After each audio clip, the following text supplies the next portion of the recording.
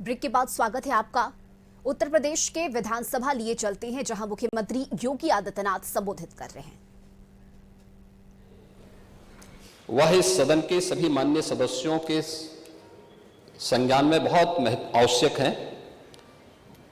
अगर मैं महिला संबंधी अपराध को, जिसमें घरेलू हिंसा से जुड़ी हुई जो या सेक्सुअल हैरेसमेंट से जुड़ी हुई जो मामले होते हैं, इन सब की तुलना करूं तो सबसे पहले माननीय सदस्य को मैं इस बात के बारे में अवगत करा दूं कि 2016 की तुलना में दहेज जैसी घटना के बारे में देखें तो 2016 की तुलना में 2016 में कुल घटनाएं घटित हुई थी, उनकी तुलना में 23-24 के बीच में लगभग 17.5% की कमी घटनाओं में आई है।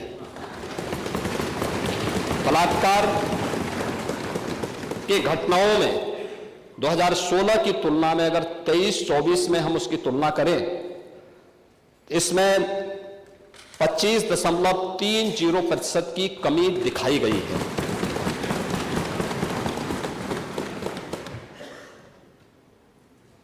लेकिन अगर हम इन सभी बातों को ध्यान में रखें कि 17 से लेकर के 24 के बीच में महिला और बालिग जो नाबालिग बच्चे हैं, उनके खिलाफ यौन उत्पीड़न से जुड़े हुए जो मामले हैं, उनमें से प्रदेश सरकार ने अपने प्रोसिक्यूशन विंग को मजबूत करने का परिणाम सामने आया है। 24,402 प्रकरण में अभियुक्तों को अब तक सजा दिलाई जा चुकी है। 17 से लेकर 24 के बीच में पास्को अधिनियम के अंतर्गत 9,875 अभियोगों में सजा दिलाई गई है।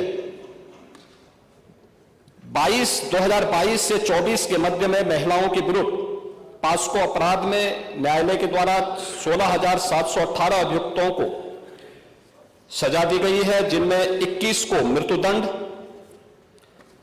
1713 को आजीवन कारावास, 4,653 को 10 वर्ष या उससे अधिक के कारावास और 10,331 को 10 वर्ष से कम के कारावास की सजा भी दी गई है। प्रदेश के अंदर अगर हम लोग देखें कि इस दिशा में जो अन्य प्रयास हुए हैं, खासतौर पर भारत सरकार के द्वारा इस प्रकार के मामलों को बहुत ही गंभीरता से लिया जाता है। इसके लिए investigation tracking system for sexual offences के बारे में भारत सरकार ने जो अपना पोर्टल तैयार किया है, इसको हम लोगों ने 2018 में ही, पिछली सरकारें उसके प्रति उतनी संवेदनशील नहीं थी, लेकिन 17 के बाद से हम लोगों ने इस पर काम प्रारंभ किया और अप्रैल 18 में हम लोगों ने इस पोर्टल को एक्टिव करने के साथ ही इस कार्यक्रम को आगे बढ़ाया है। और अगर इसमें हम देखें कि जो प्रॉपर मॉनिटरिंग, फोकस मॉनिटरिंग जो प्रदेश के अंदर हुई है, उसका परिणाम है कि जो पेंडेंसी थी, ये पेंडेंसी एक दिन की नहीं थी, एक वर्ष की नहीं थी, ये वर्षों से पड़ी हुई थी। महिला संबंधी अपराध से जुड़े हुए मामलों में, बलात्कार के मामलों में, नाबालिगों के साथ जो उनके सेक्सुअल हैरेसमेंट से जुड़े हुए जो मामले थे, वर्षों से पेंडिंग थे। उस पेंडिंग्स को पूरा करने के साथ आज मुझे बताते हुए प्रसन्नता है कि उत्तर प्रदेश देश के उन टॉप 3 राज्यों में है जिन लोगों ने पेंडेंसी को पूरा करते हुए, और देश के अंदर जो पेंडेंसी रेट के आधार पर प्रदेश का देश में द्वितीय स्थान, और इन मामलों को, अपराधियों को सजा दिलाने के मामले में, मामलों के पूरी तरह निस्तारण के मामले में देश के अंदर तीसरे स्थान पर उत्तर प्रदेश है। महोदय, ई प्रोसिक्यूशन में उत्तर प्रदेश देश का सबसे बड़ा राज्य है, लेकिन ई प्रोसिक्यूशन प्रणाली को लागू करने वाला राज्य भी है, और इसमें देश के अंदर नंबर 1 स्थान पर यूपी का स्थान है। महिला और बाल अपराध संबंधी अभियोगों के निस्तारण में देश में प्रथम स्थान है। लगभग हमारे 98% से अधिक मामलों का निस्तारण करने में उत्तर प्रदेश आज देश का वह पहला स्थान रखता है। और मैंने जो पहले भी कहा, घरेलू हिंसा से पीड़ित महिला के लिए 181 की एक सर्विस है, और 1090 बाहर महिला संबंधी अपराध के लिए जब कोई घटना घटित होती है तो कोई महिला कॉल करती है तो उस पर तत्काल सेवा उन्हें उपलब्ध होती है। इन सबको इंटीग्रेट करने का काम भी 112 के साथ इंटीग्रेट करने, 181, 1090 और 112 को भी इंटीग्रेट करके अगर कहीं भी सूचना आ रही है उस सूचना को संबंधित तक भेजने के साथ ही उसको तत्काल रिलीफ मिल सके, इसके लिए भी यहां पर कार्य किया गया है। यही नहीं, प्रदेश के अंदर एक महिला थाना हर जनपद में स्थापित करने के साथ साथ एक अतिरिक्त थाने की जिम्मेदारी भी महिला थानाध्यक्ष को उपलब्ध करवाया गया है।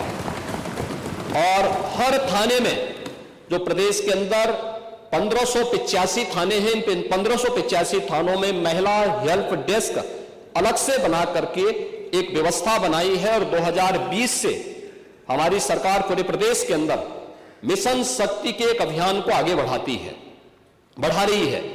मिशन शक्ति के अंतर्गत पिछले 7 वर्ष में हम लोगों ने लगभग 1.5 लाख पुलिस कार्मिकों की भर्ती की है प्रदेश के पुलिस बल में। और मुझे बताते हुए प्रसन्नता है कि 17 के पहले जितनी भी भर्तियां हुई उन सभी को अगर हम जोड़ लें तो कुल 10,000 महिला पुलिस कार्मिक भर्ती हुई थी। लेकिन 17 से लेकर के 22-23 तक जो भर्तियां हुई, इन भर्तियों में प्रदेश में 20,000 से अधिक महिला पुलिस कांस्टेबल की भर्ती करने में हमें सफलता प्राप्त हुई।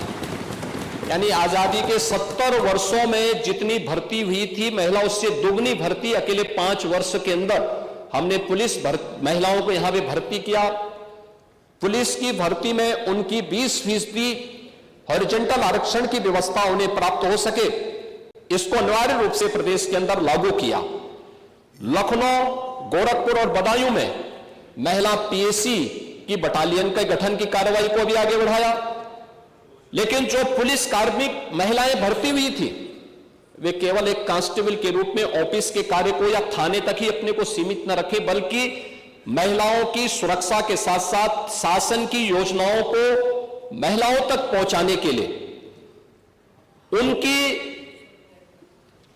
प्रतिभा का लाभ समाज ले सके, इसके लिए प्रदेश के अंदर 10,000 से अधिक महिला बीट स्टेशन स्थापित किए गए, महिला पिंक बूथ की स्थापना की गई और यह भी व्यवस्था लागू की गई कि ये महिला बीट पुलिस अधिकारी हर मिशन शक्ति के अंतर्गत वहां पर जाएंगी।